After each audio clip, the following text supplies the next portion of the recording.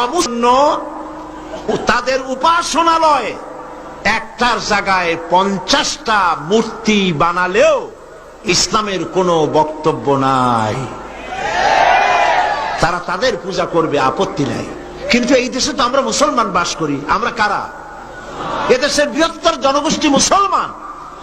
আমাদের ট্যাক্স, আমাদের রেভিনিউ নিয়ে, আমাদের কর নিয়ে মুসলিম সরকার রাস্তায় রাস্তায় পথে ঘাটে মূর্তি নির্মাণ করবে, এটা তো হতে পারে না।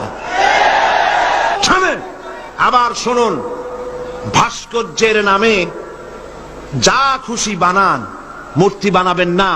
কোরআন হারাম করেছে, রাসূলুল্লাহ হারাম করেছেন। আপনি যদি মুসলমান হন, আমার কথার সাথে একমত হতে হবে।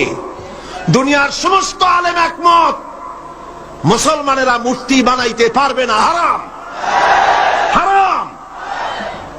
ভাস্কর্যের নামে যা খুশি বানান, মূর্তি বানাবেন না। নবীকে জিজ্ঞেস করা হয়েছে, লিমা বুইস্তা, কেন পৃথিবীতে আপনাকে পাঠানো হয়েছে?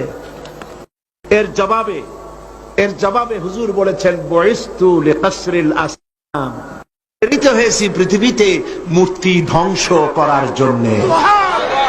এ কথা কার? আল্লাহ পাকের। সুতরাং আপনারা পত্র পত্রিকায় যারা লেখেন, ফিচার লেখেন, কলাম লেখেন, নিজেদের রক্ত সম্পর্কে চিন্তা করেন। নিশ্চয়ই একজন মুসলমান পিতা আপনাকে জন্ম দিয়েছেন, নিশ্চয়ই আপনি একজন মুসলমান মায়ের গর্ভে ছিলেন। আপনি ইসলামকে শ্রদ্ধা করতে শিখুন, কোরআন এবং হাদিসের মতকে সম্মান করতে শিখুন। এটাই হলো মূল কথা।